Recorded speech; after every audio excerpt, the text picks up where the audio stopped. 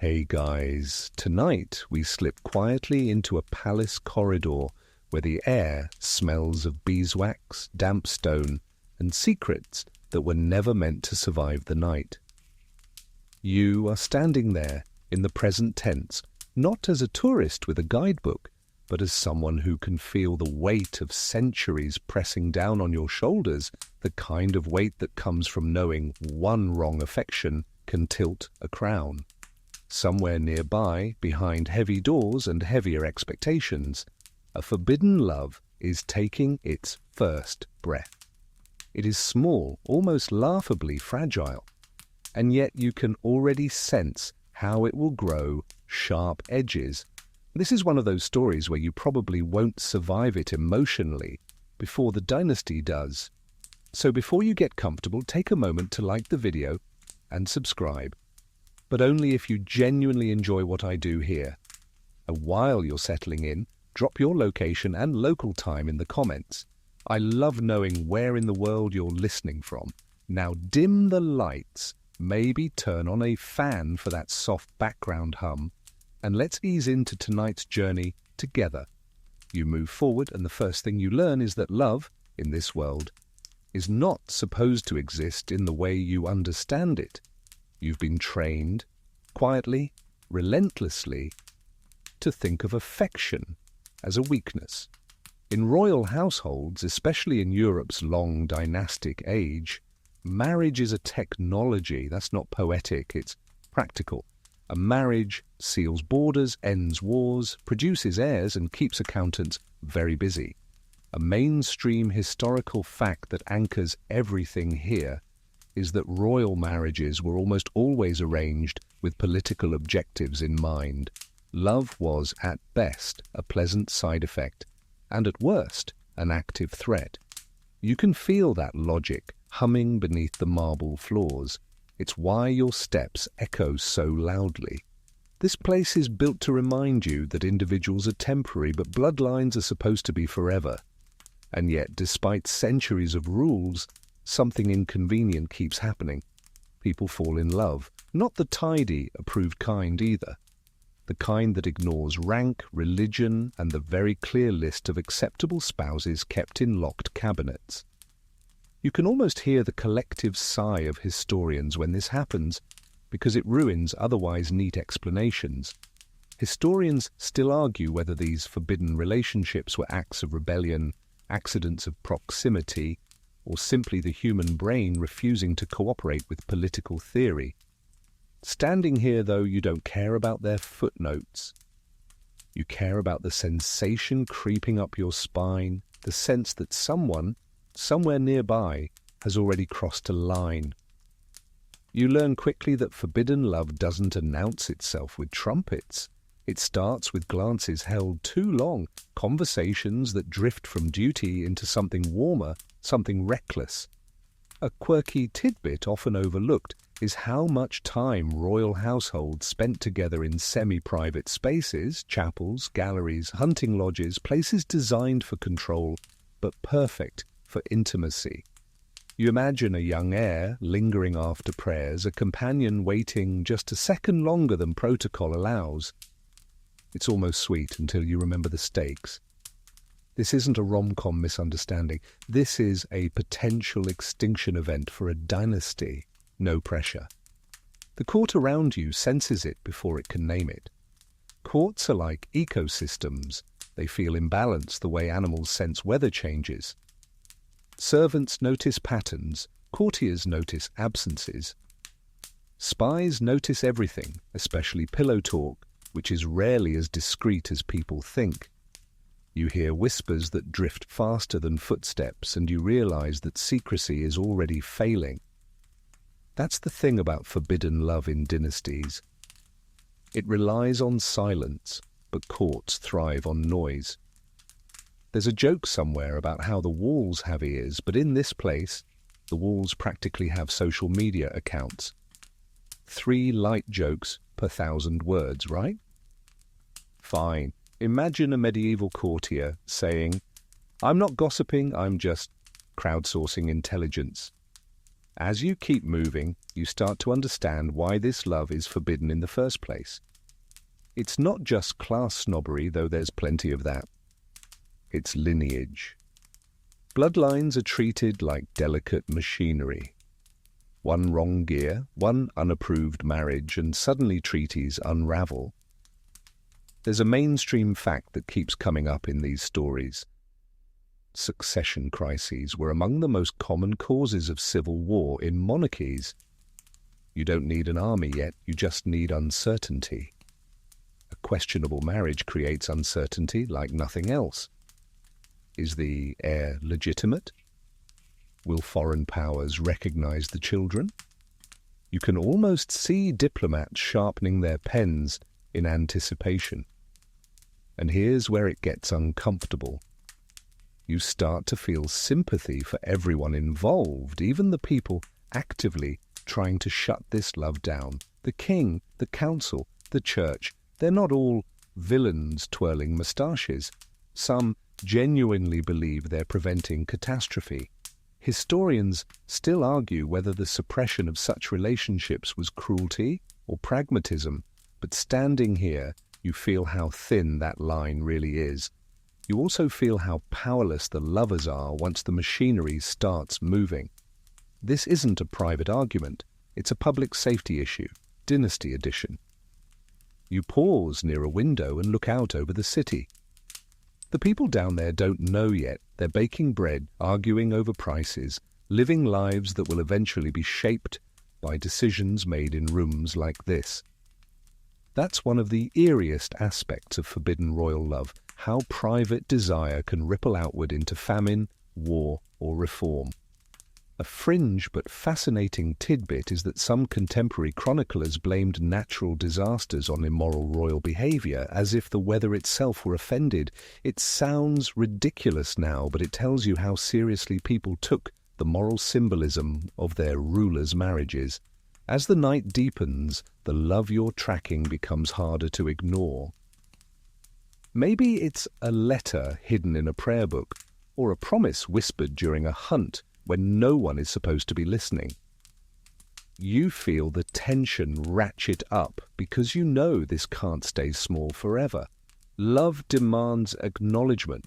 Dynasties demand obedience. Something is going to give. You crack a small, tired smile to yourself because, of course, this is how it always starts, with humans being human in systems that demand they be something else entirely.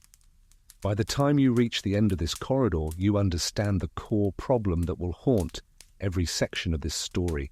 Forbidden love isn't dangerous because it's immoral.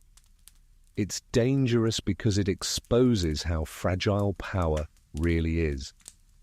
One heartbeat out of sync, and the whole structure starts to wobble. You take a breath, feeling the stone beneath your feet, knowing that what you've just witnessed is only the opening tremor. The real shaking hasn't even begun yet. You don't stop walking when the corridor ends. You just drift seamlessly into the next chamber, because in a palace like this, there is never a clean break between rooms, only shifts in atmosphere. The air changes first. It smells more official here, heavier with ink, wax seals, and the faint anxiety of men who believe the world can be controlled with parchment. This is where you learn the rule that explains everything else. Marriage is not a feeling, it's a weapon. A polite one, dressed in silk and blessings, but a weapon all the same. You stand near a long table where genealogies are spread out like maps of conquered territory. Names are circled, crossed out, connected with lines so intricate they make your eyes blur. This is the machinery that forbidden love jams. A mainstream historical fact settles into your bones here. Dynastic marriages were the primary tools for securing alliances between kingdoms, often replacing warfare entirely. When a prince married a foreign princess, borders softened, armies stood down, and trade routes quietly reopened. That's the expectation humming in this room. Love, if it exists at all, is supposed to politely sit in the corner and not touch anything. You start to understand why choosing your own partner is viewed almost as an act of sabotage. Every eligible royal body is already promised in theory, even if no ring has been exchanged yet. You're not just a person, you're a future clause in a treaty. You imagine trying to explain that to your heart, and you snort softly to yourself because the heart has never cared about clauses. There's joke number one. If medieval diplomacy had Tinder, every profile would read, "Here for alliances only, no feelings please." The forbidden love from earlier doesn't fade. It grows sharper in contrast to this room. Here, affection is a liability that can undo years of planning. You watch counsellors argue in low voices, pointing at names that represent entire regions. If the heir marries here, we gain ships. If he marries there, we avoid a border war. And if he marries for love, the room goes quiet. That option doesn't even need to be spoken to feel dangerous. Historians still argue whether royal councils genuinely feared chaos or exaggerated threats to maintain control. But the fear you feel here is real enough to make your shoulders tense. You drift closer to the documents and notice how often the church appears in the margins. Papal dispensations, degrees of consanguinity, rules about who can marry whom without offending God or destabilizing Europe. A quirky tidbit that feels almost absurd in its detail. Noble families were so interrelated that couples often needed special permission to marry someone who was, technically, their cousin several times over. The church could bend the rules when politics demanded it, which tells you something important. Doctrine was firm until it wasn't. Love, however, rarely received that same flexibility. This is where forbidden love becomes truly subversive. It bypasses the negotiation table entirely. No envoys, no seals, no blessings, just two people deciding something for themselves. That's revolutionary in a system built on inherited obedience. You can feel why this terrifies the dynasty. If one person chooses freely, what stops others from imagining they could do the same?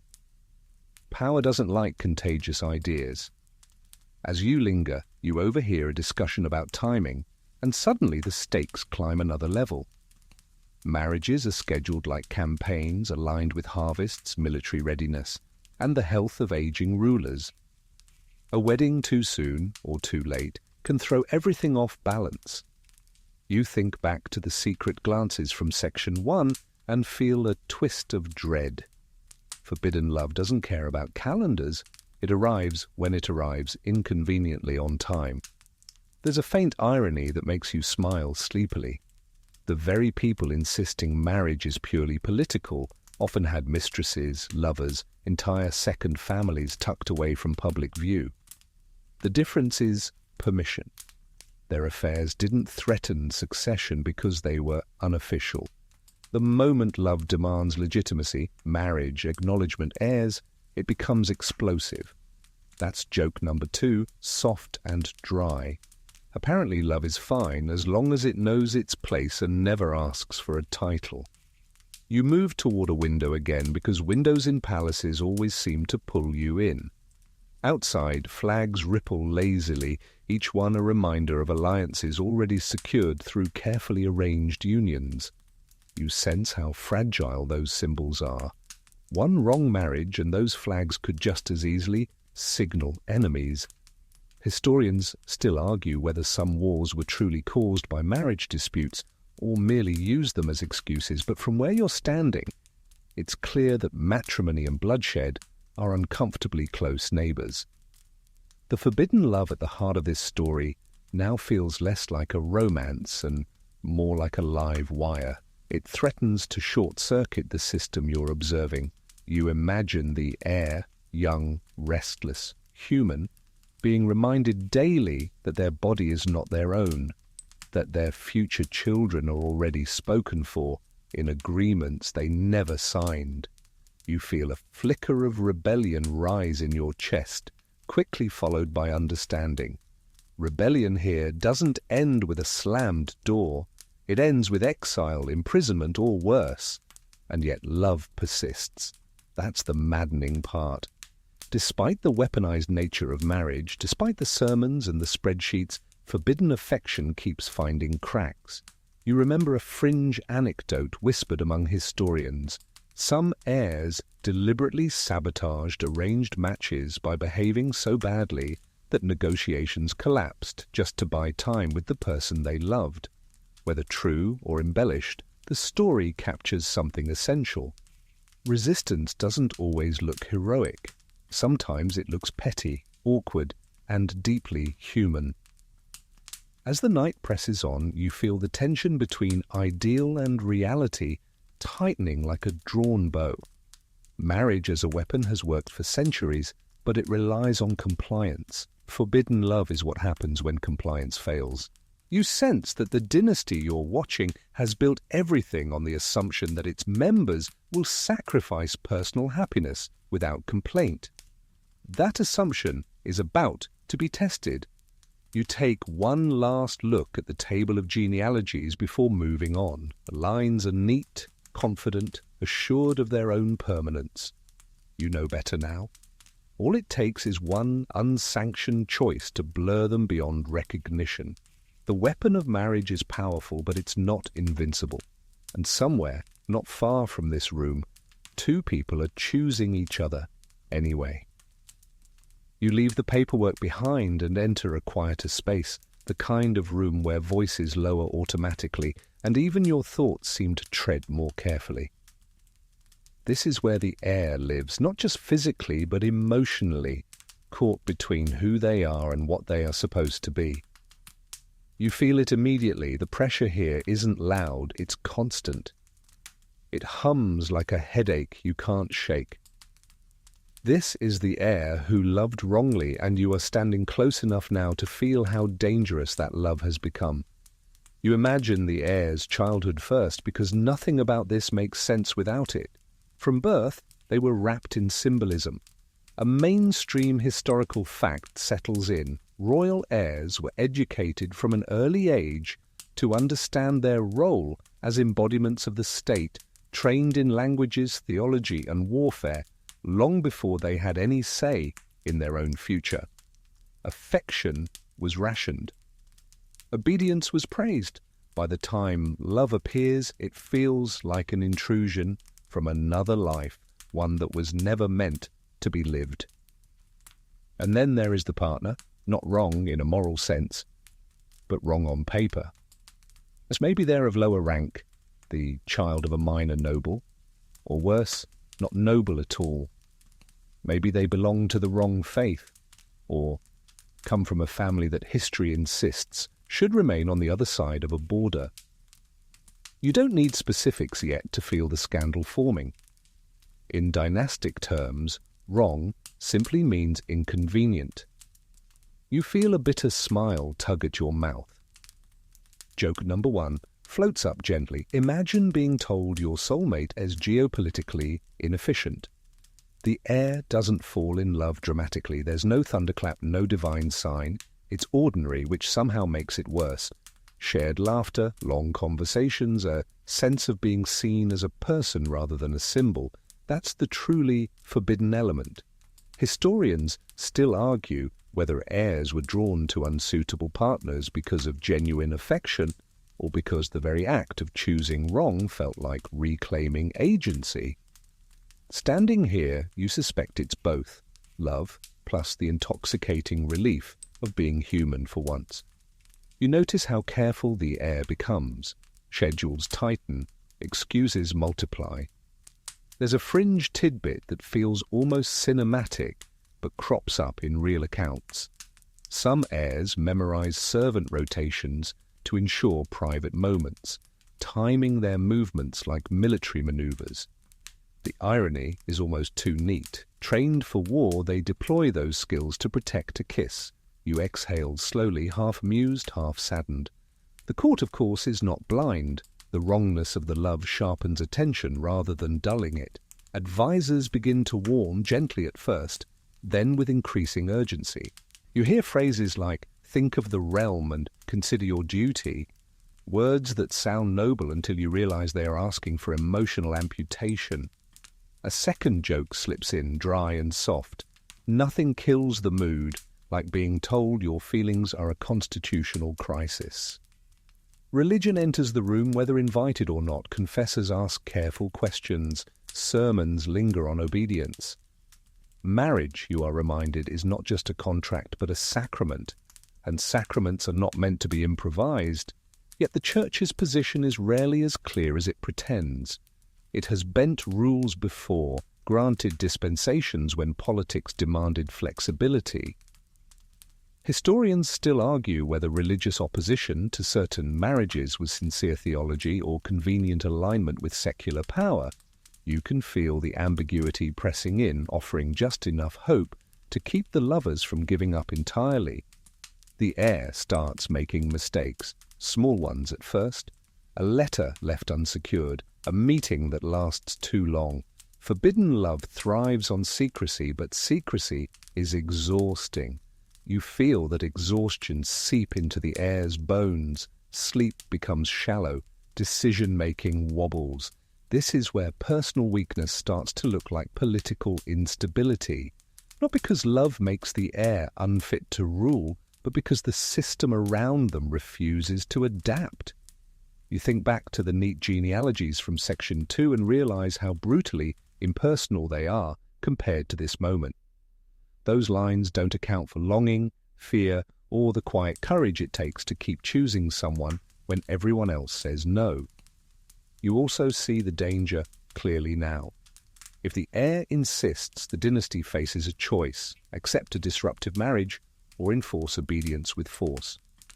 Neither option is clean. A third light joke drifts in because humor is how you survive, standing this close to the edge.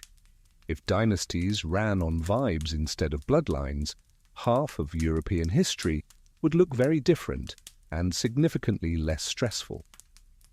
As tension rises, you sense the tipping point approaching. Advisors stop hinting and start demanding. The heir is given deadlines, ultimatums disguised as concern. Choose duty or lose everything. The partner becomes a liability, a risk to be managed rather than a person. You feel a knot form in your chest because you know how this often ends. Love doesn't usually win outright in these stories. It survives in fragments, compromises, or tragedy. Yet for now, the heir holds on. That in itself is radical. In a world built on inheritance and expectation, choosing wrongly is an act of defiance. Historians still argue whether such defiance weakened dynasties or, paradoxically, exposed the need for reform. You don't have the luxury of distance. You're right here, watching an heir stand at the fault line between self and state. As you drift toward the doorway, you feel the air thicken with anticipation. The love you're witnessing can't stay contained much longer. It's already warping routines, bending rules, drawing eyes. The dynasty hasn't ended yet, but you can feel the ground starting to shift beneath it. One wrong step, one public acknowledgement, and everything changes. You don't exit the heir's chambers so much as slip sideways into the spaces between them, the narrow corridors and back staircases where messages travel faster than people. This is where love tries to survive on paper. Ink becomes breath. Parchment becomes a heartbeat. Letters are written, hidden, reread until the folds soften like fabric. And then, inevitably, they are burned. You can almost smell the smoke already. You pause near a small hearth, imagining hands trembling just slightly as pages are fed into the flame. A mainstream historical fact anchors the scene. Private correspondence was one of the most dangerous forms of evidence in royal courts, and destroying letters was a common practice when secrecy mattered. It feels dramatic, but it's also practical. A letter can outlive its writer. Love, once documented, becomes prosecutable. Yet destruction never works as cleanly as people hope. Rumors are lighter than ash. They float, they land in places you can't control. You realize quickly that for every letter burned, 10 whispers survive. Servants notice soot, courtiers notice tension, confessors notice evasive answers. There's a fringe tidbit that feels almost comical in its persistence. Some courts believed that even the act of burning letters left moral residue, as if secrets could stain the air itself. Superstitious? Absolutely, but also revealing. People knew, on some level, that truth has a way of leaking. You follow the path of a rumor as it moves through the palace. It changes shape with each retelling. First, it's something improper. Then it's a serious attachment. Then it's a marriage in secret. You smile faintly because rumors always escalate like this. Joke number 1 lands softly. If gossip were taxed, the dynasty could probably fund a small war just on speculation alone. The problem is that rumors don't need to be accurate to be destructive. They only need to create doubt. And doubt in a dynasty is lethal. You feel the shift as advisors begin to speak in hypotheticals. If, they say, if the heir is compromised, if an unsuitable union exists, if succession is unclear. Historians still argue whether courts acted on solid evidence or mere suspicion in cases like this, but from where you're standing it doesn't matter. The response is the same. Investigation, pressure, control. The lovers try to adapt. Meetings become rarer, more calculated. Letters are coded, written in hands deliberately disguised. A quirky tidbit surfaces here. Some lovers used classical references or religious metaphors as cover, knowing that educated courtiers would hesitate to accuse someone of impropriety if the language appeared suitably pious. It's clever and tragically necessary. You imagine reading a line about divine grace that actually means, "I miss you." It's beautiful in a quiet, aching way. Still the court tightens. You sense a growing paranoia.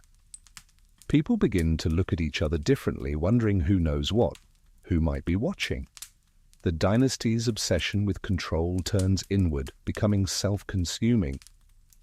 You let out a slow breath, because this is where forbidden love starts to corrode trust, not just between rulers and subjects, but within the ruling family itself. There's a moment, small but pivotal, when a letter isn't destroyed in time. Maybe it's hidden poorly, maybe someone hesitates, maybe they think they'll come back for it later.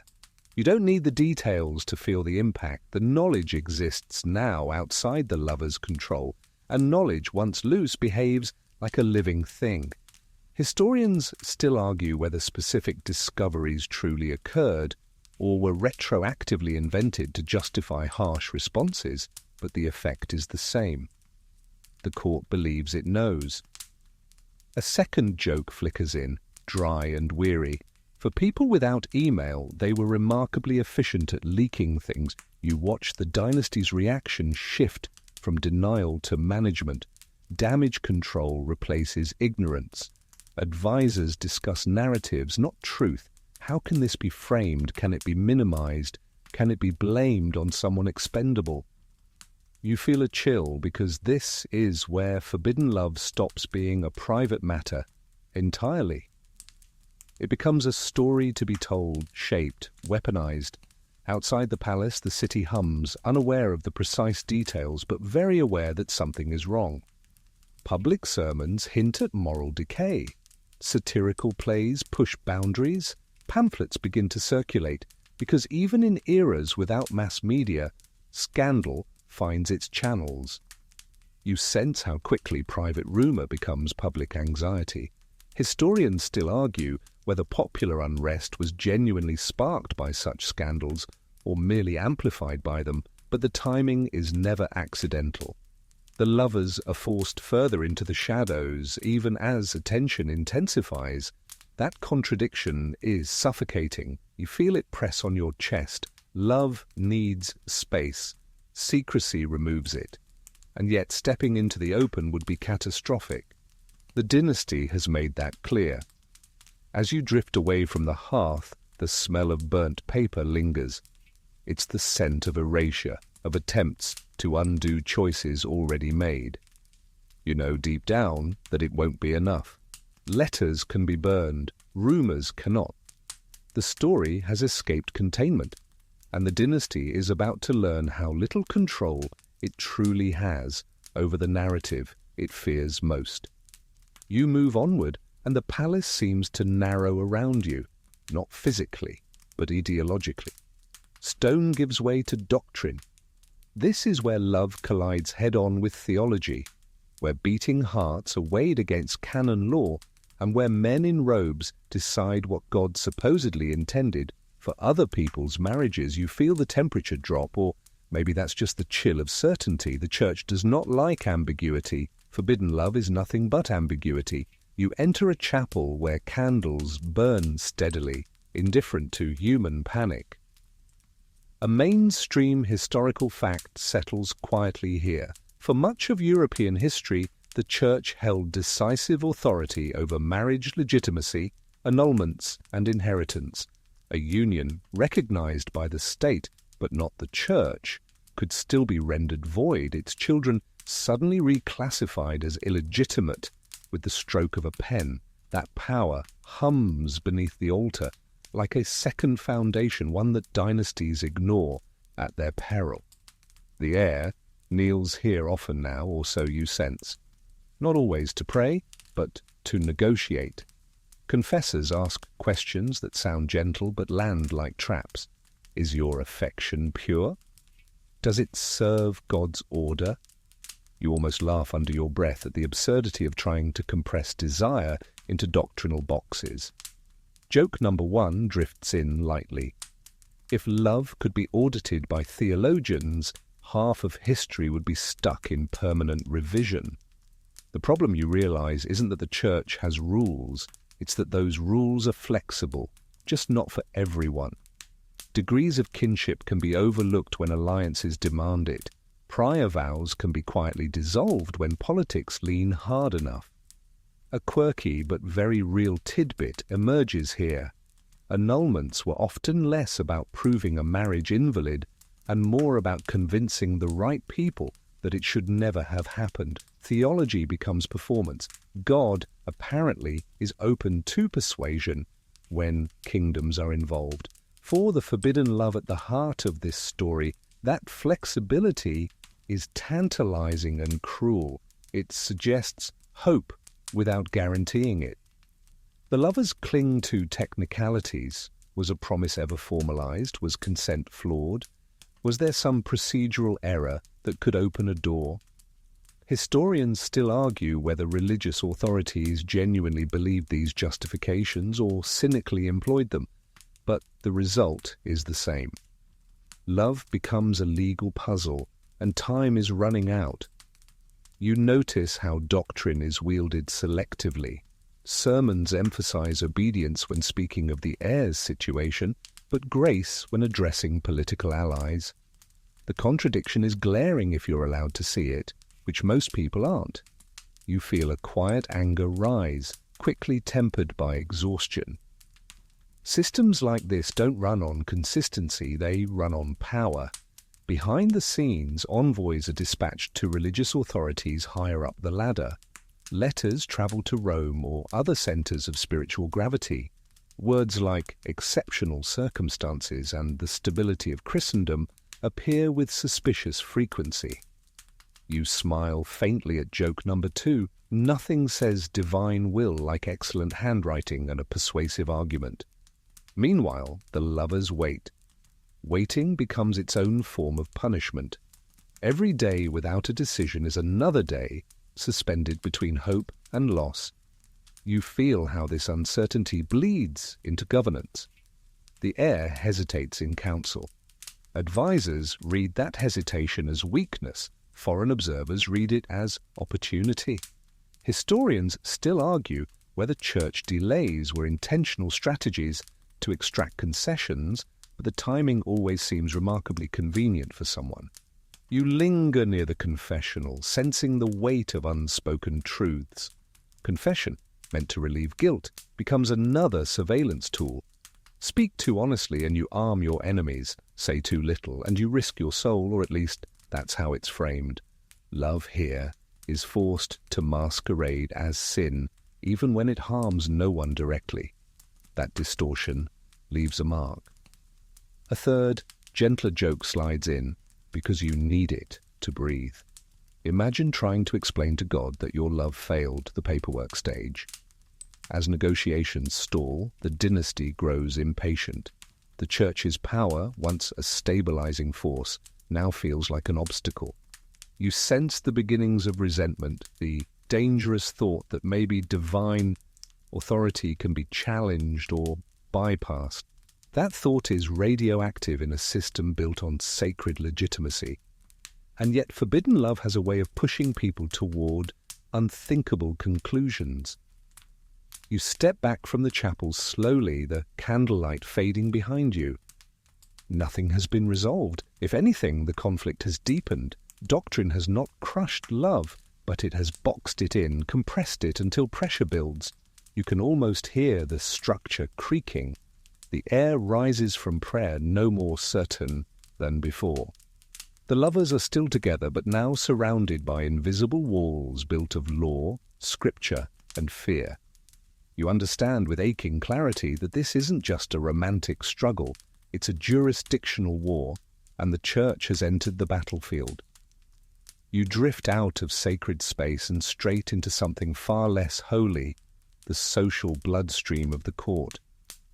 If doctrine was cold and rigid, this is warm, murmuring, alive.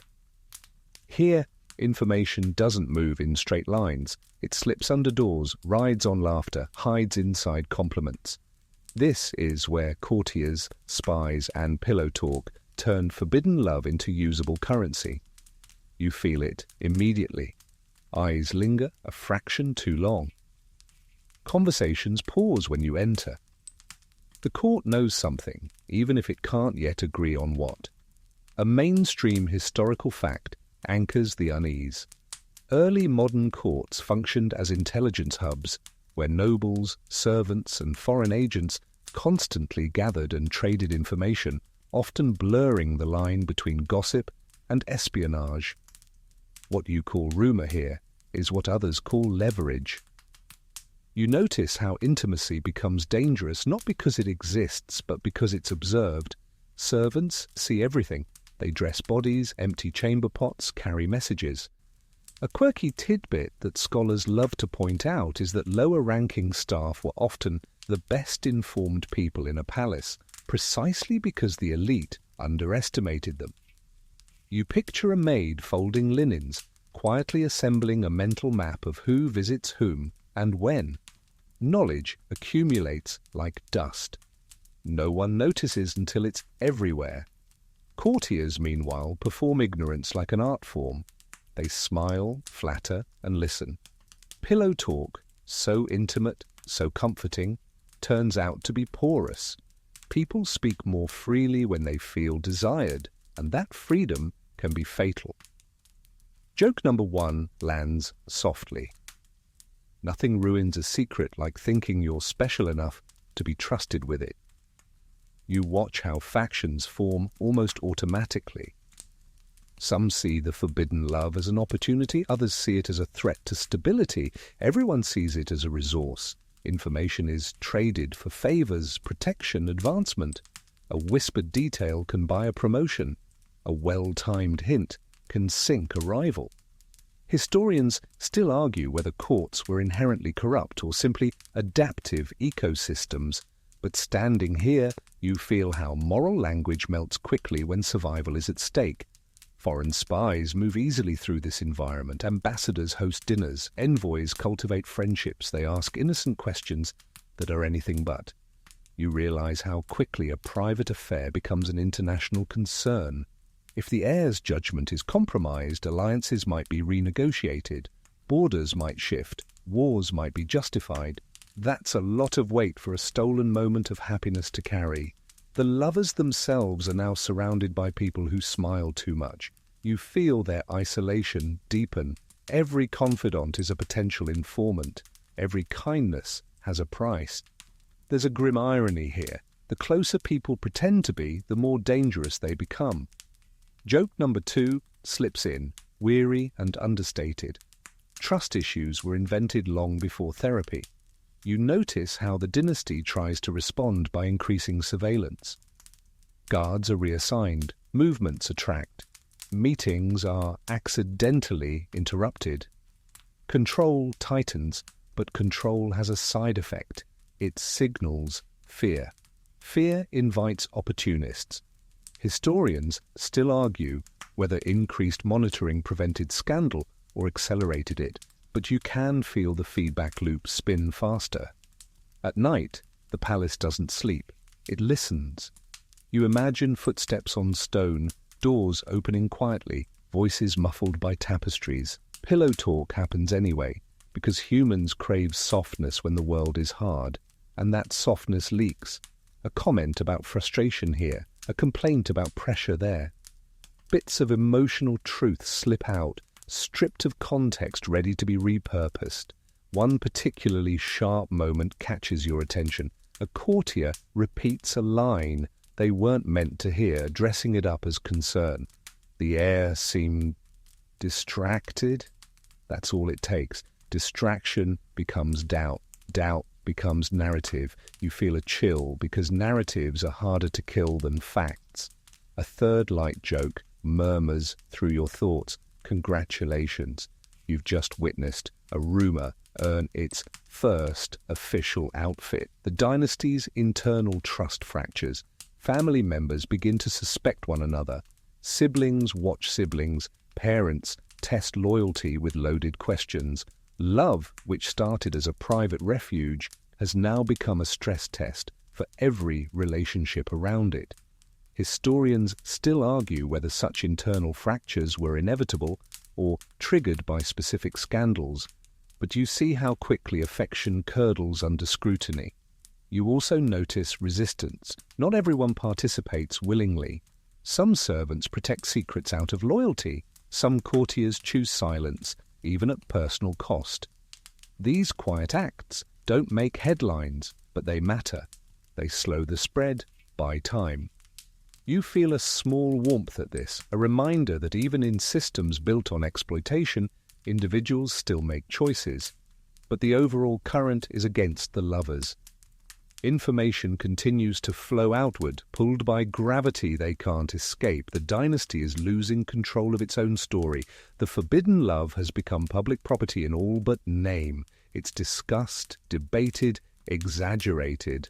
And once that happens, outcomes narrow. As you drift toward the edge of this social maze, you understand something crucial. The danger was never just the love itself. It was the way love exposed how dependent power is on performance, secrecy, and belief. Courtiers and spies didn't create the crisis, they revealed it. You pause, listening to the palace breathe. Somewhere, someone is sharing a secret they shouldn't. Somewhere else, someone is pretending not to listen. The dynasty hasn't fallen yet, but its walls are thinner than they look. And the night is still young. You feel the shift before anyone announces it. The air tightens, conversations shorten, and the palace seems to hold its breath. This is the moment everything circles back to the one thing forbidden love eventually demands: legitimacy. Not secrecy, not indulgence, but a wedding. And here, at this threshold, bloodlines rise up like a locked gate. You stand in a chamber reserved for decisions that pretend to be calm. The words spoken here are measured, almost gentle, but their weight is crushing. A mainstream historical fact settles firmly into place. Royal marriages required not only consent, but approval from family councils, often reinforced by law, tradition, and international expectation. You can love whomever you want in theory. In practice, you may not marry them. That distinction has ended more dynasties than swords ever did. The reason is lineage. Bloodlines are treated like sacred text, each generation a verse that must be copied exactly without error. An unsuitable marriage isn't just a personal failing, it's a textual corruption. The wrong spouse introduces uncertainty about heirs, about legitimacy, about recognition by other powers. You imagine diplomats squinting at family trees, looking for excuses to object. Joke number 1 slides in quietly.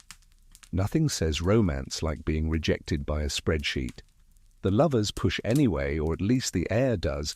You sense the internal argument sharpen into resolve. Love that stays hidden slowly suffocates. Love that demands recognition threatens everything. Historians still argue whether heirs who pressed for forbidden marriages were driven by passion or by the strategic belief that confronting the system head-on might force reform. Standing here, you feel how blurred those motives become when the pressure is this intense.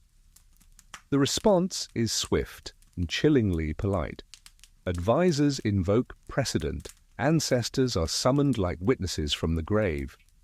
This has never been done, they say, as if history were a closed book rather than a record of people constantly doing new and alarming things. A quirky tidbit emerges here. Some royal houses kept detailed records of rejected marriage proposals, specifically to reinforce norms, turning past refusals into future warnings. Institutional memory weaponized. Religion joins bloodline in a tidy alliance. Even if doctrine could be bent, ancestry cannot. The partner's family background is examined with forensic intensity. A great-grandparent of questionable rank, a distant relative with an inconvenient religion, a lineage that doesn't stretch back far enough into the fog of nobility. Each detail becomes a reason. You feel the cruelty of abstraction. People are reduced to pedigrees as if love itself were a breeding error. The denial is framed as concern. For your own good? For the stability of the realm? The language is soothing, almost parental. You recognize it instantly as the language of power that doesn't want to look like power. Joke number 2 floats in softly. Being told your wedding is bad for national security is a very specific kind of rejection. The lovers are offered alternatives: silence, separation, disguised as honor. Sometimes heartbreak is packaged as opportunity. The partner might receive a pension, a title somewhere far away, a polite exile with benefits. This is the dynasty trying to solve a human problem with administrative tools. Historians still argue whether such compromises were merciful or manipulative, but you can feel how hollow they ring. Love doesn't want compensation, it wants presence. The heir's refusal to accept the denial sends shockwaves.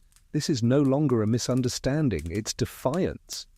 You sense the dynasty recalculating, weighing options that grow darker by the hour. Force is considered, legal sanctions. The threat of disinheritance hovers, unspoken but unmistakable. You remember how carefully the heir was raised to value continuity over self.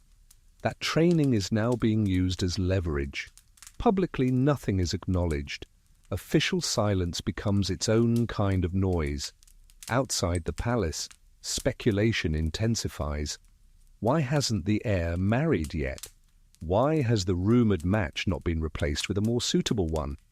Pamphlets grow bolder, sermons grow sharper. Historians still argue whether popular opinion truly mattered in these moments, but it matters enough to make rulers nervous.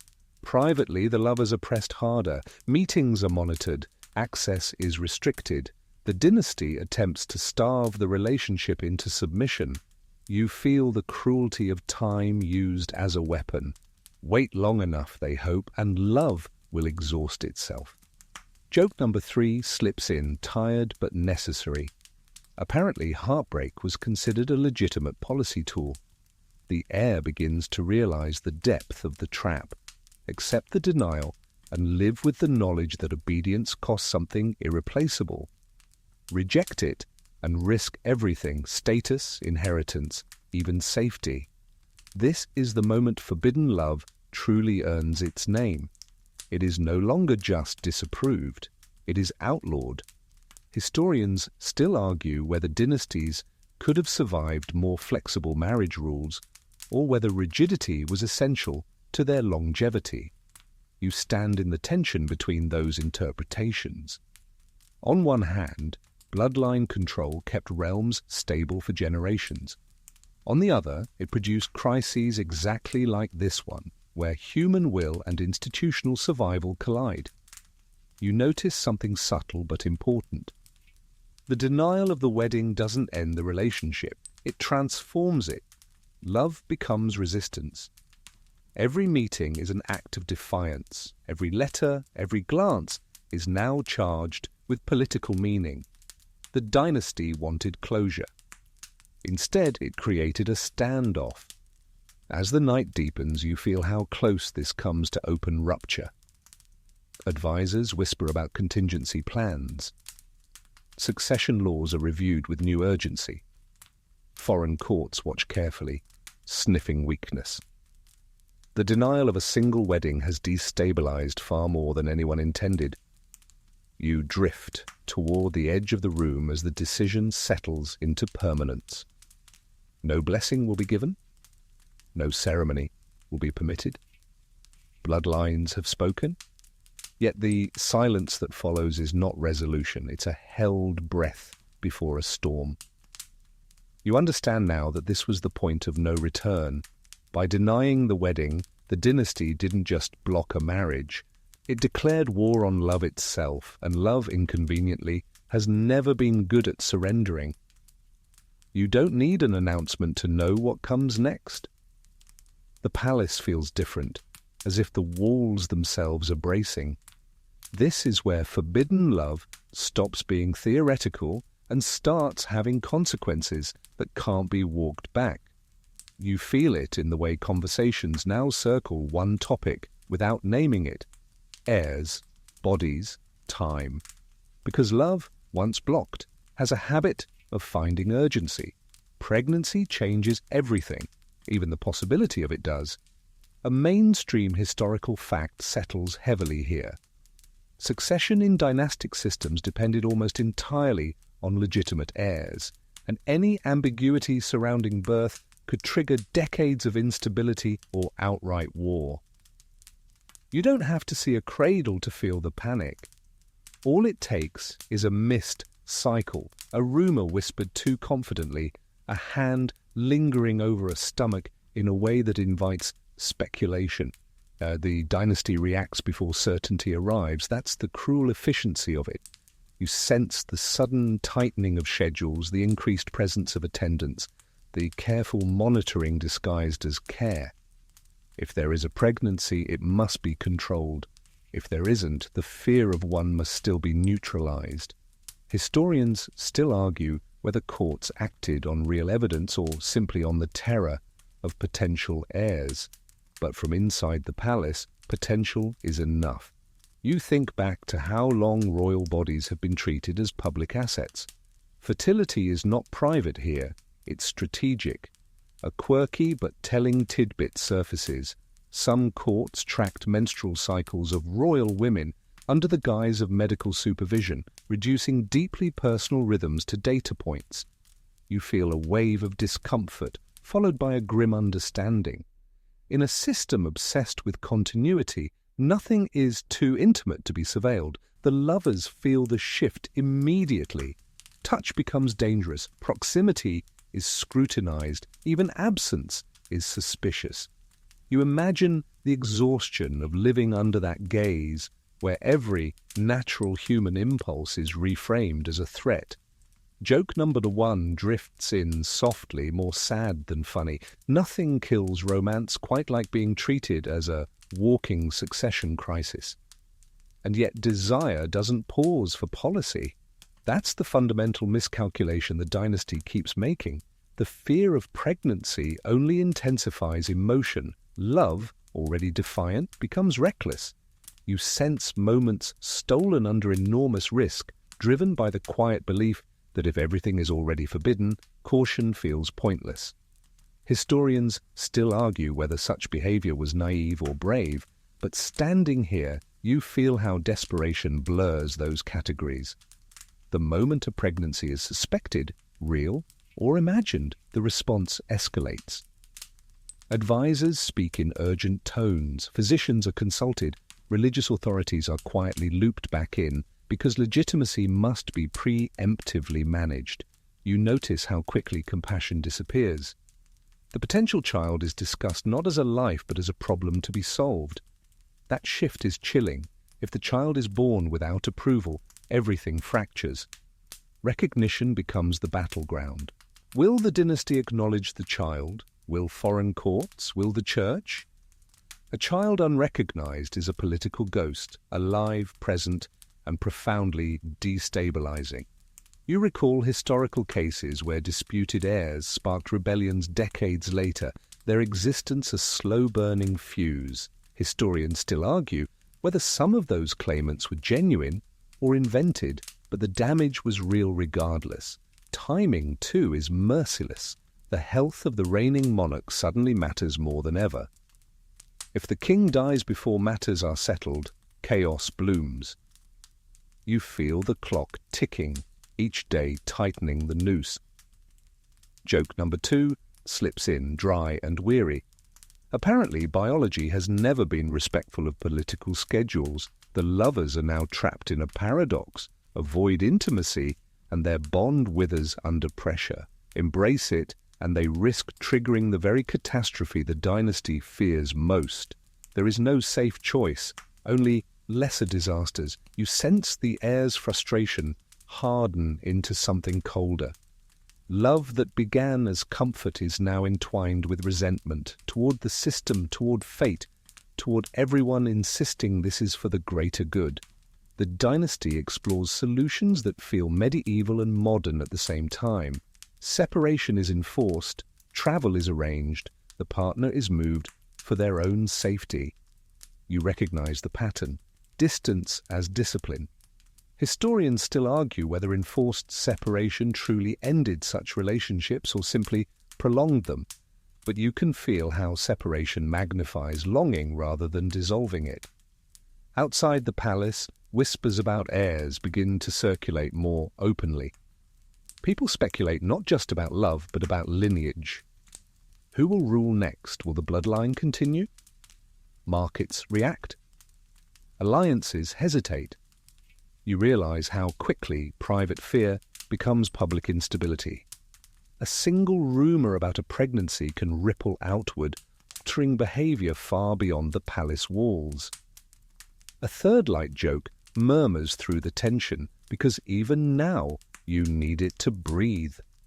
Imagine explaining to the entire realm that the biggest threat to national stability is someone's reproductive system. As days stretch on, the lovers are forced into silence. Letters stop. Meetings cease. The dynasty hopes time will erase the risk, but time doesn't erase uncertainty. It compounds it. The absence of news becomes news. Every delay invites new interpretations. Historians still argue whether dynasties underestimated the symbolic power of unresolved succession, but you see how quickly uncertainty eats away at authority. You feel the cruelty of it most sharply in the small moments, the partner alone in a distant residence, surrounded by luxury that feels like a cage, the heir pacing at night, counting futures that no longer exist.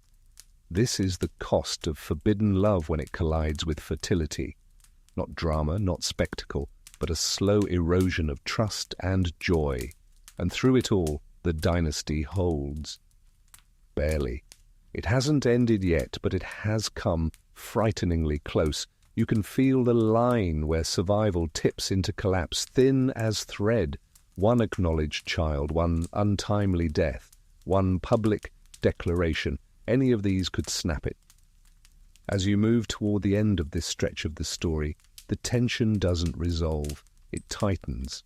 You understand now why forbidden love nearly ended a dynasty. Not because of romance itself, but because of what romance can produce. Heirs, claims, futures the system cannot absorb. The palace settles into an uneasy quiet, like a held breath that's gone on too long. somewhere, life continues, stubborn and indifferent to rules, and that, more than anything, is what terrifies the dynasty. You feel the gaze shift outward now beyond palace walls and whispered corridors. Forbidden love has stopped being an internal problem. It has become a signal flare. Other courts notice, they always do. Dynasties are never as private as they think, and weakness, real or rumoured, travels faster than armies. You sense it in the way foreign envoys suddenly linger longer, ask softer questions with sharper edges, smile just a bit too knowingly. A mainstream historical fact settles in with uncomfortable clarity. Rival powers routinely exploited dynastic scandals to renegotiate treaties, justify aggression, or destabilize regimes from within. Marriage disputes weren't gossip to them. They were strategic openings. You can almost hear the scratching of quills far away, reports being written, summaries being sent home, with phrases like succession uncertain and heir compromised. The forbidden love has given them material. Whether the rumours are true no longer matters. Plausibility is enough. You watch as alliances hesitate, promises are delayed, and support becomes conditional. Once matters are clarified, they say, a phrase that sounds reasonable until you realize clarification may never come.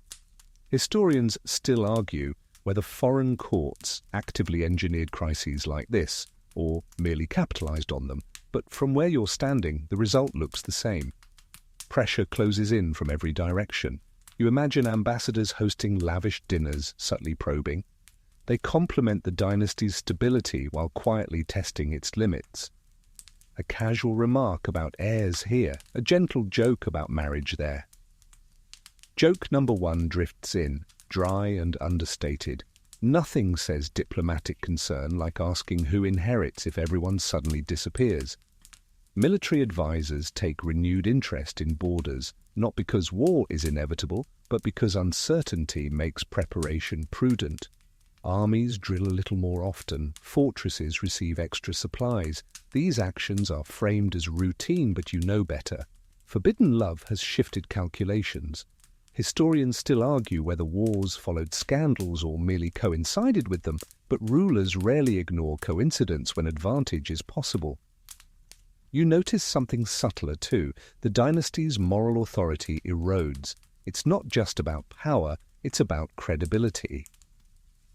A ruler who cannot control their own household looks less capable of controlling a realm. That perception, fair or not, matters enormously. You feel the frustration of it because control over love is a strange metric for governance, yet history keeps returning to it. Joke number two slips in quietly. Apparently, running a kingdom was easier than running your own feelings. Foreign powers also court the forbidden partner indirectly. Invitations arrive. Offers of protection, hospitality, even asylum are floated. These aren't kindnesses, they're chess moves. Possessing the wronged lover or any potential heir means leverage. You feel a chill as you realize how easily personal vulnerability becomes a geopolitical asset. Historians still argue whether such offers were sincere or predatory, but the line is thin and often crossed.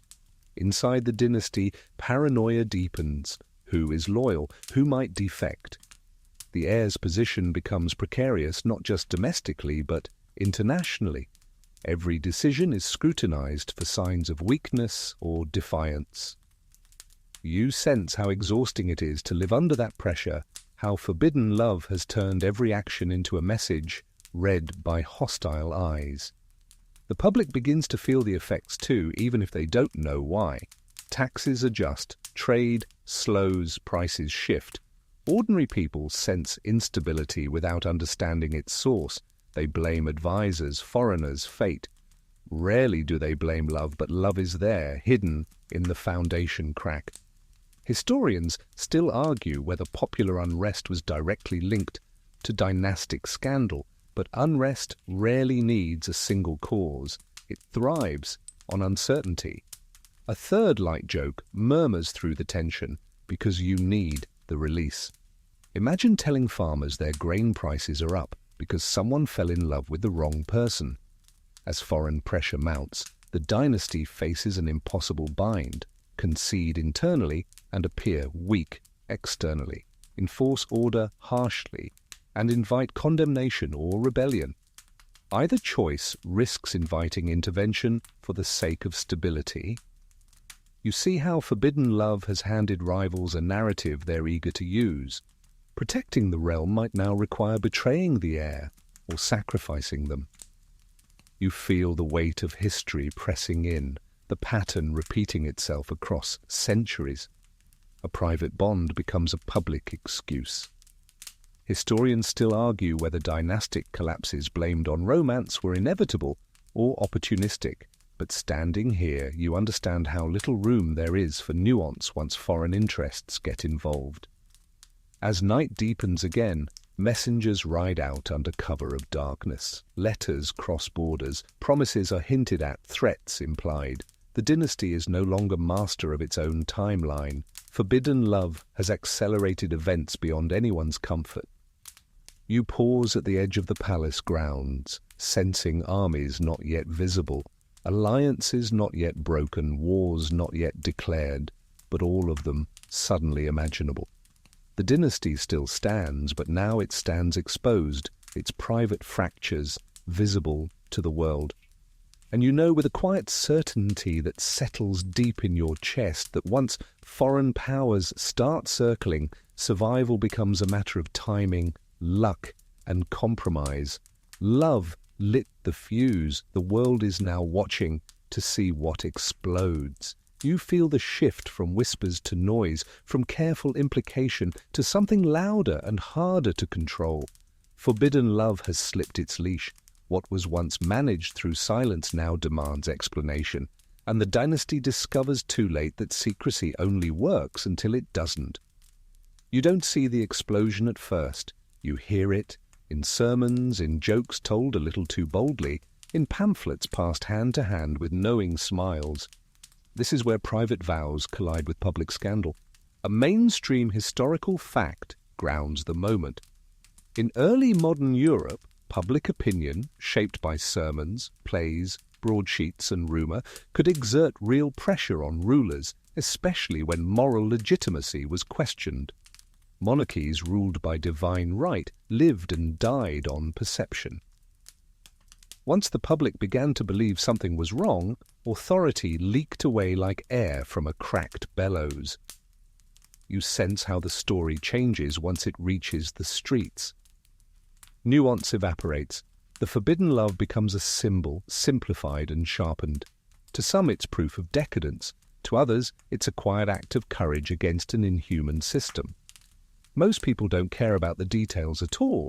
They care about what the story says about power.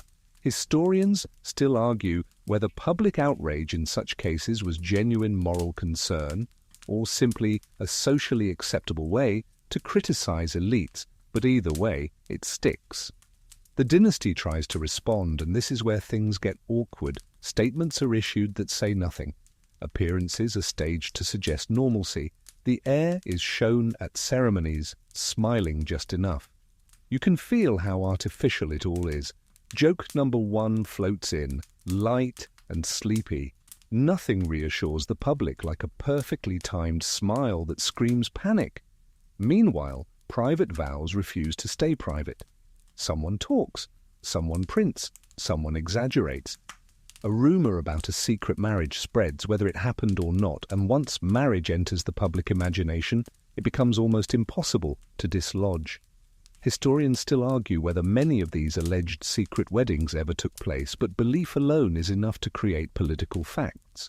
A union that exists only in rumor can still destabilize a throne. Plays begin to mirror the scandal, thinly veiled but obvious to anyone paying attention. Characters love the wrong person, kings look foolish, audiences laugh, and laughter is dangerous. You feel it ripple outward, undermining the reverence that once protected the dynasty. A quirky tidbit surfaces here. Some rulers attempted to ban theatrical performances during periods of scandal, recognizing correctly that satire could wound more deeply than protest. Sermons grow sharper too. Clergy speak about order, obedience, and temptation, never naming names but leaving no doubt. You sense how morality becomes a battleground. Is love sinful, or is hypocrisy worse? Historians still argue whether religious rhetoric inflamed these crises or merely reflected them, but you can hear how the language hardens, how compromise becomes harder to imagine.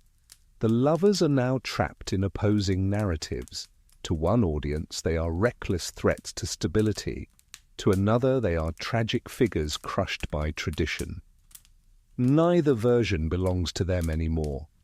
Joke number 2 murmurs softly. Once you become a symbol, your actual feelings are politely ignored. Inside the palace, tempers fray. Advisors blame each other. Family members argue over strategy. Should the heir be defended publicly or quietly sidelined? Every option feels disastrous. You sense how the dynasty's confidence erodes as it reacts rather than leads. Historians still argue whether decisive action could have salvaged authority at this stage, but indecision has a cost, and you feel it accumulating. Outside, pamphlets multiply. Some are crude, some eloquent, all confident. They invent dialogue, motives, entire scenes. Truth becomes just one voice among many. You smile faintly at joke number 3 because it lands with weary accuracy. Misinformation didn't need the internet, it just needed human imagination. The scandal reaches a point where silence becomes its own admission. Foreign courts comment openly now. Allies express concern. Rivals express interest. The dynasty's attempt to straddle discretion and denial collapses under scrutiny. You feel the weight of it pressing down, the realization that public narrative has momentum no council vote can halt. And through it all, the lovers remain oddly small within the storm they triggered. They didn't ask to become a morality play or a political parable. They wanted a life. That desire, so ordinary, now looks almost radical. Historians still argue whether romanticizing such figures obscures structural issues, but standing here, you can feel both truths at once.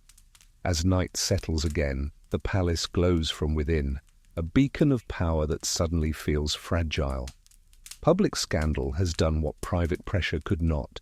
It has exposed the dynasty's fear. Fear of losing control, fear of admitting change, fear that love, once seen, cannot be unseen. You sense the approach of consequences that won't be symbolic or rhetorical. Scandal demands resolution, and resolution in dynasties is rarely gentle. The story is no longer about whether love will be tolerated. It's about what price will be paid to restore order. You feel the mood darken as the palace shifts from argument to action. Public scandal has narrowed the dynasty's options, and now the solutions on the table are no longer theoretical. This is the phase where love is no longer debated, it is managed, quietly, ruthlessly. You sense it in the way corridors empty, in how decisions are made in smaller rooms with fewer witnesses. Banishment enters the conversation like a compromise that pretends to be merciful. A mainstream historical fact settles heavily here. Exile was a common tool used by monarchies to neutralize political threats without resorting to execution, especially when the threat was embarrassing rather than overtly treasonous. It sounds gentle when phrased correctly. Distance instead of blood, silence instead of spectacle. You imagine the moment it's proposed, the partner will be sent away for their own safety. A residence arranged somewhere comfortable, distant, forgettable. Money provided. Titles, perhaps, stripped of influence. It's framed as kindness, but you feel the cruelty immediately. Love doesn't die cleanly when separated. It stretches, frays, lingers. Joke number 1 drifts in quietly. Exile is just heartbreak with a travel budget. The heir resists, of course. Bargains are struck in candle-lit rooms. What if the partner leaves voluntarily? What if there is never marriage, never acknowledgement, never public challenge again? What if the heir behaves, smiles, complies? Historians still argue whether such bargains were genuine attempts at compromise or elaborate traps, but you can feel how uneven the negotiation is. One side holds power, the other holds only attachment. The Dynasty also explores softer tools alongside exile, pensions, honours, strategic marriages for the partner arranged to close the chapter permanently. This is where love is treated as an inconvenience to be reassigned. A quirky tidbit surfaces here. There are documented cases of former royal lovers being married off quickly to loyal supporters, their past quietly erased through ceremony. You shiver slightly at how efficient it all is. Not all solutions are outward-facing. Some are psychological. The heir is isolated, surrounded by duty, reminded constantly of obligation and consequence. Access to trusted confidence is reduced. Routine is enforced. Historians still argue whether such pressure constituted emotional abuse or political necessity, but you feel the weight of it pressing inward, compressing choice until it almost disappears. At some point, resistance falters, not because love vanishes, but because endurance has limits. You sense the exhaustion that comes from fighting a system that never sleeps. The partner leaves, or is made to leave. The moment is anticlimactic in the way real endings often are. No dramatic farewell. Just a closed carriage door, wheels turning away from the palace. You feel the silence afterward like a vacuum. The Dynasty breathes out, relieved. Crisis, it believes, has been contained. Public scandal fades slowly as new distractions emerge. Foreign courts recalibrate. Advisors congratulate one another on averting disaster. Joke number 2 slips in dry and tired. Nothing says success like surviving something you caused yourself. But the cost doesn't disappear. It relocates. The air changes. Something soft hardens. Something trusting erodes. Love, once a source of warmth, becomes a private wound. Historians still argue whether rulers shaped by such losses governed more cautiously or more cruelly, but standing here, you sense how grief can fossilize into policy. The Dynasty also discovers that exile doesn't erase memory. Songs persist, stories circulate. The forbidden love becomes legend, half true and stubborn. People remember what was almost allowed. That memory lingers like a question no one answers out loud. A third light joke murmurs through the melancholy. Turns out you can't deport a story.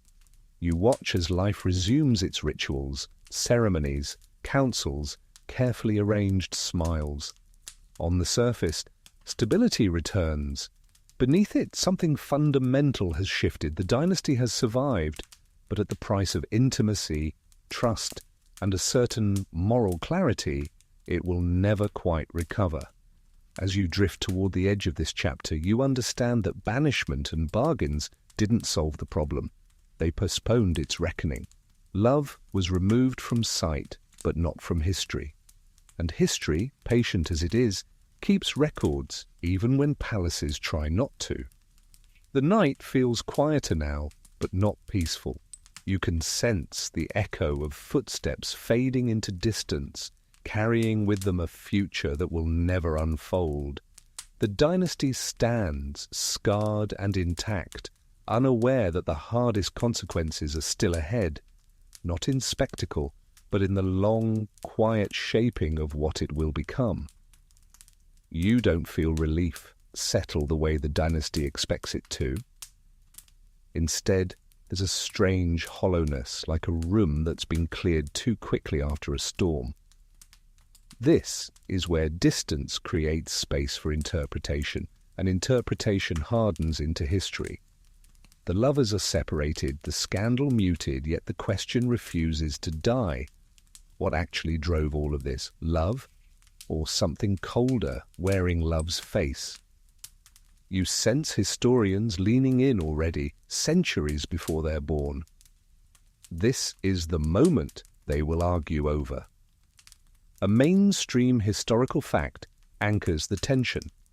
Many dynastic crises that appear romantic on the surface are deeply entangled with power struggles, succession anxieties, and factional politics. Rarely is love alone allowed to explain anything. It's too human, too simple.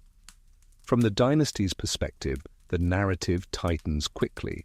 This wasn't about passion, they insist.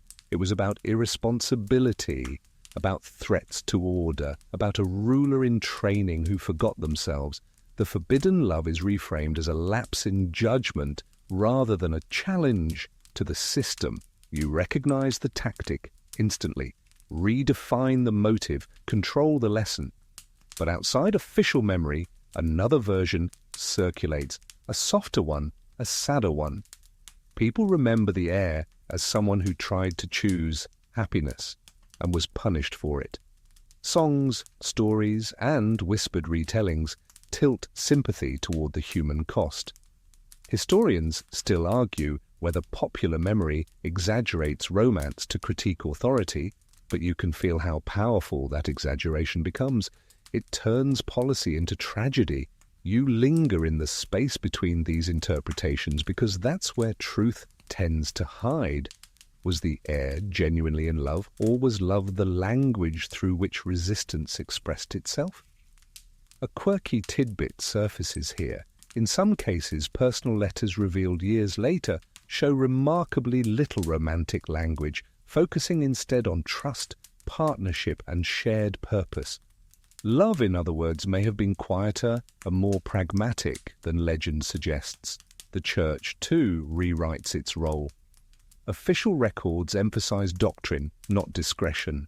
Any flexibility granted is downplayed, any hesitation forgotten. Historians still argue whether religious authorities were drivers or followers in these crises, but the paper trail rarely tells the whole story. Silence, once again, becomes evidence if you don't know how to read it. You notice how the dynasty's survival narrative grows increasingly confident with time. We endured, it says. We chose stability. Near collapse is softened into wisdom. The danger is minimized, almost erased. Joke number one slips in gently. History has an amazing way of grading its own homework, yet cracks remain.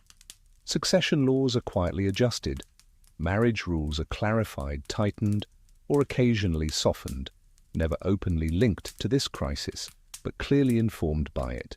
A mainstream fact becomes visible here. Many royal marriage acts and succession reforms were reactive, shaped by recent scares rather than long-term philosophy. Love nearly broke us, the laws imply.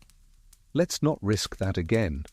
The heir's later life becomes a subject of intense scholarly interest. Do they rule cautiously? Do they overcompensate with strictness? Do they cling to ritual as a substitute for intimacy? Historians still argue whether personal heartbreak leaves a measurable imprint on governance, but standing here, you sense that rulers are not as compartmentalized as textbooks suggest. Wounds travel.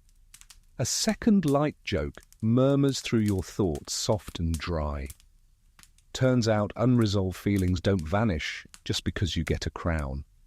The forbidden partner fades from official record almost entirely. Their absence becomes total, which paradoxically makes them more intriguing. Fringe theories sprout.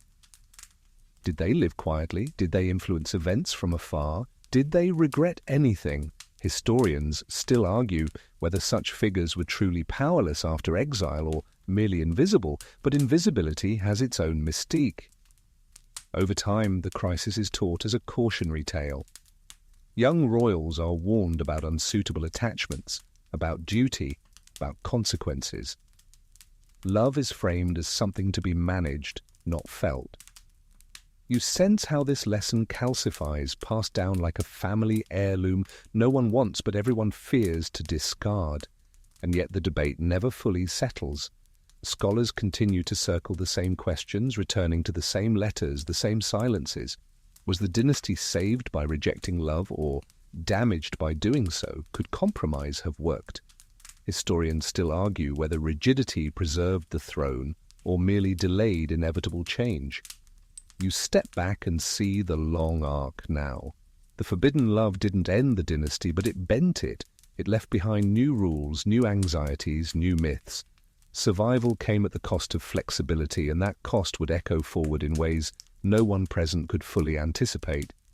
As the night deepens again, your thoughts slow. The story feels less explosive now, more reflective, but no less heavy.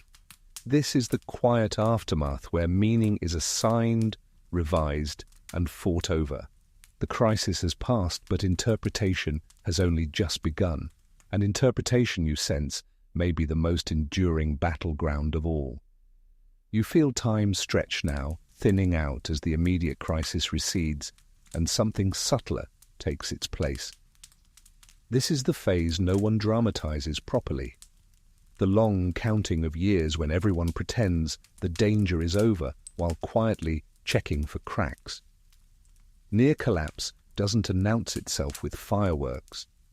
It whispers through survival statistics, succession charts, and how often advisors wake up at night. On paper, the dynasty looks intact. That's the first illusion. A mainstream historical fact settles calmly here.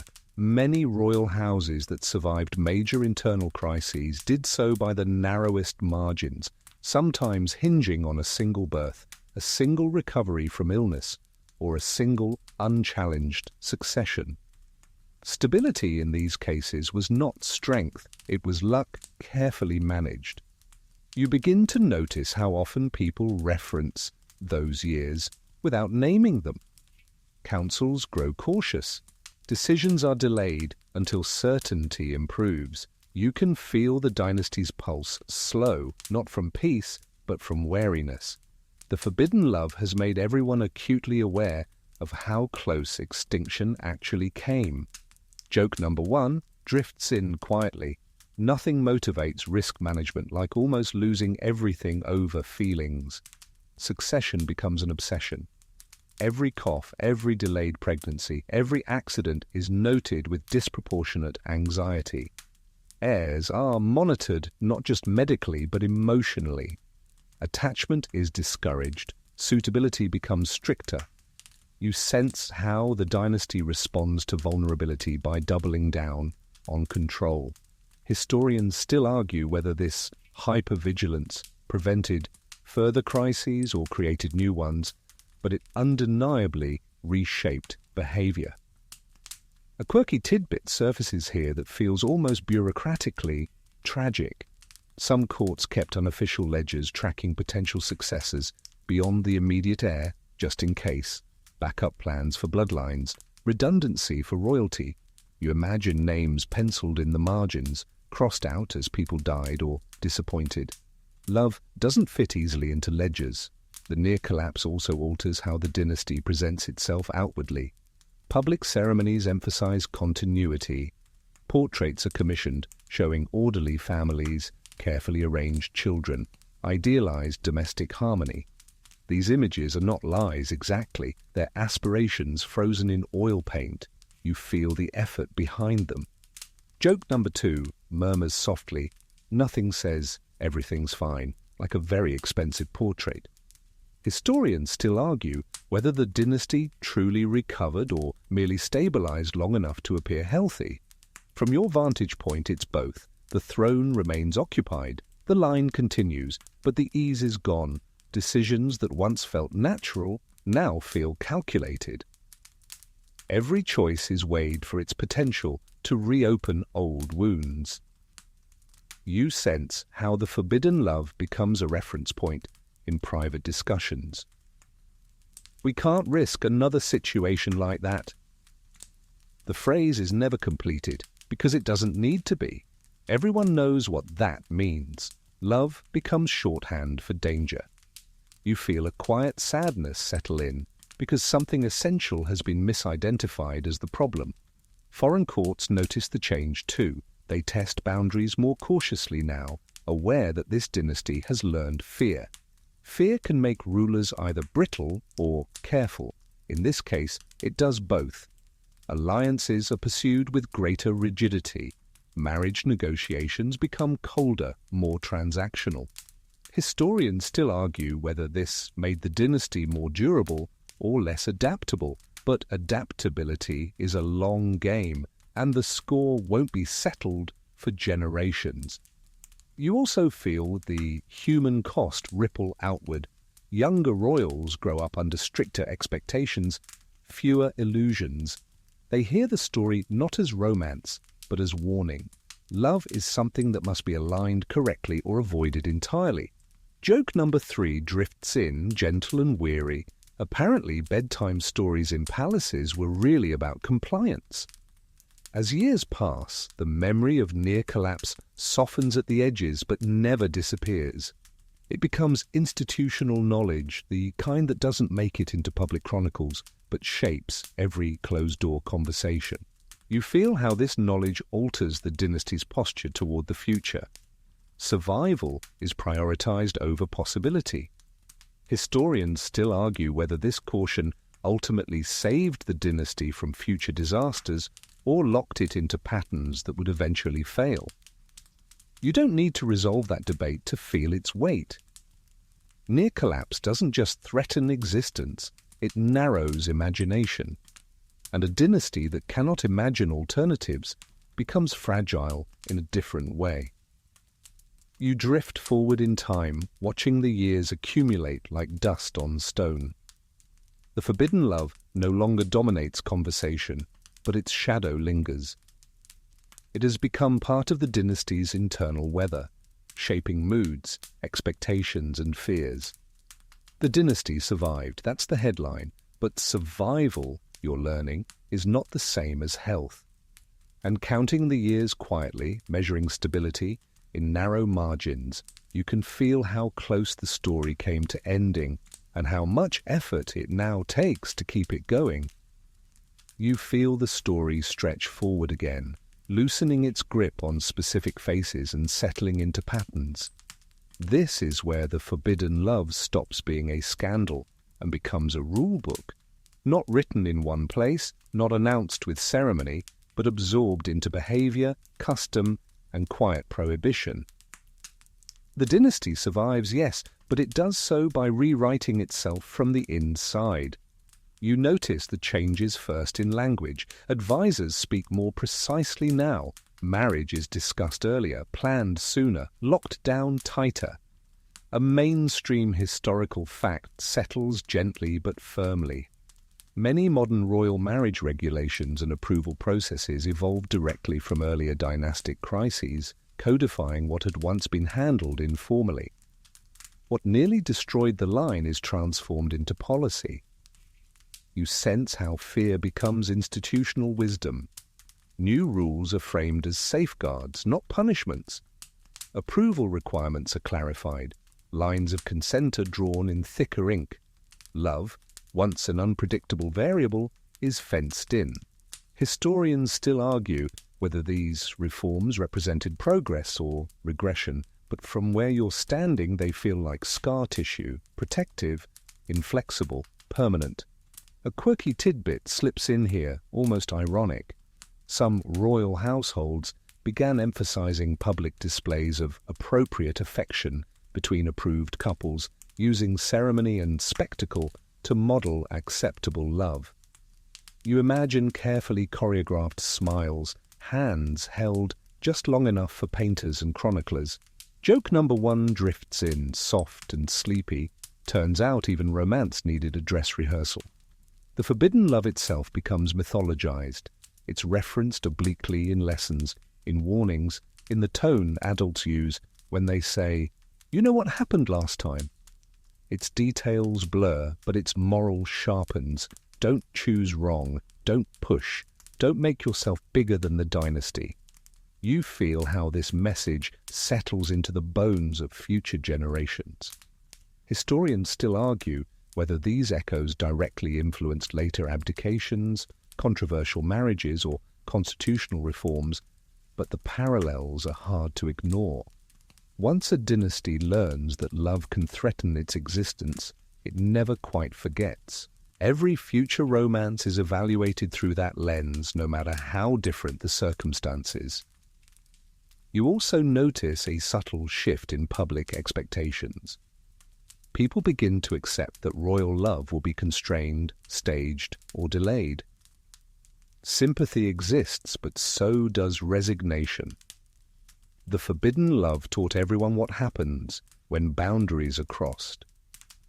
Joke number 2 murmurs gently, "Nothing educates the public like watching someone else get punished." The dynasty's relationship with emotion becomes cautious, almost contractual.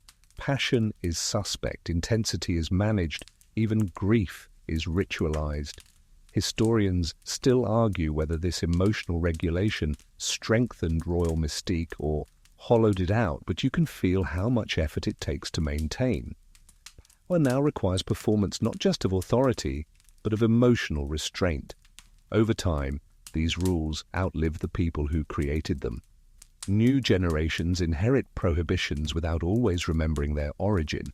The forbidden love fades into abstraction, but its consequences remain active. You sense how institutions preserve trauma long after individuals have moved on. A third light joke drifts through the reflection, quiet and kind. Family rules are always strictest about the thing that once caused the biggest mess.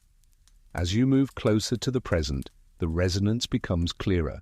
Modern royal controversies echo the same questions. Who gets to marry whom, who decides, and at what cost?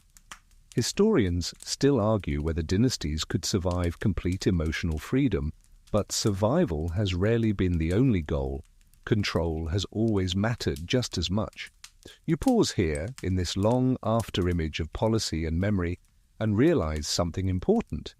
The forbidden love didn't just nearly end a dynasty, it helped define it. The line continued, but along a narrower path, hemmed in by lessons learned under pressure. The palace feels calmer now, more orderly, but also quieter. The wildness that once threatened collapse has been tamed, packaged, regulated. You feel both relief and loss in that realization. Stability was achieved, but something irretrievable went with it. As you drift onward, you know this is the final stretch before rest. The rules are set, the echoes are in place. All that remains is to feel how the story settles, not with triumph, but with acceptance. The dynasty endures, shaped forever by the love it could not allow. You arrive at the end of the long corridor without realizing you've been walking for centuries. The palace feels quieter now, not because the danger is gone, but because it has been absorbed. This is where echoes matter more than events. The forbidden love no longer threatens collapse, yet it still hums beneath the floorboards, shaping how royalty understands itself even now.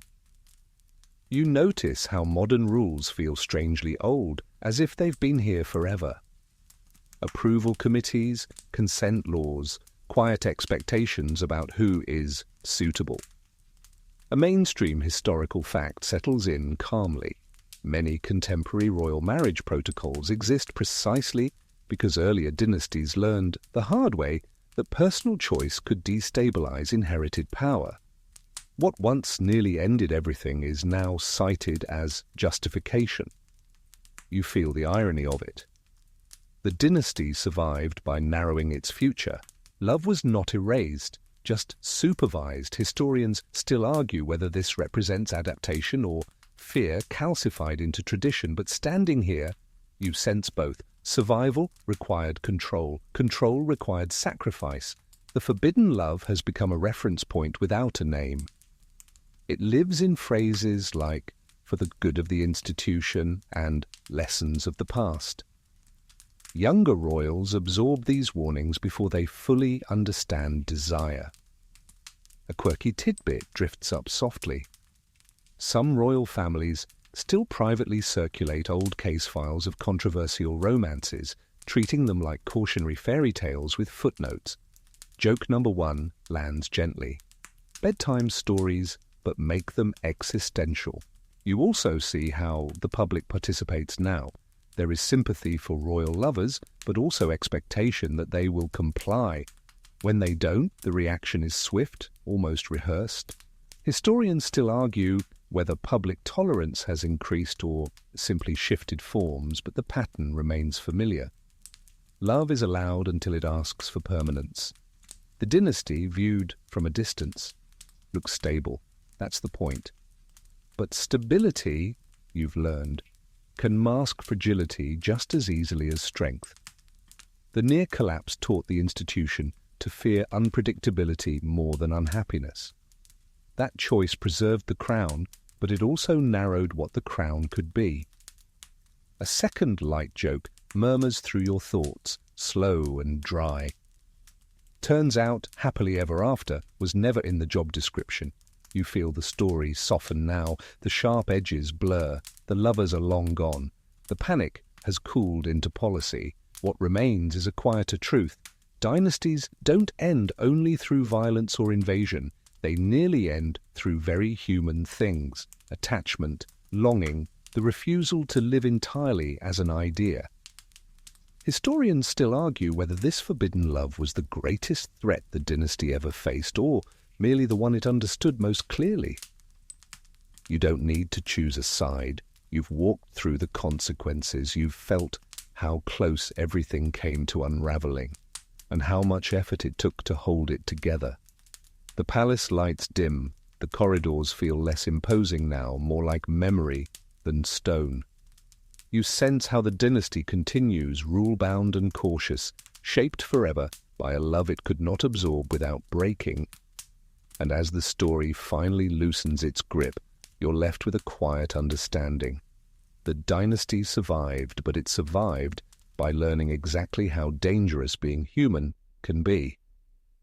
The pacing slows, your breath evens out. The images fade from sharp detail into soft outlines, candles burning low, footsteps echoing farther away, doors closing gently rather than slamming. The urgency dissolves into distance. You're safe here, just listening now, just resting. Nothing needs to be decided, nothing needs to be fixed. The story has finished its work. Now dim the lights, maybe turn on a fan for that soft background hum, and let your thoughts drift. Let the palace dissolve into darkness, the echoes settling into silence, the dynasty folding back into history where it can no longer ask anything of you.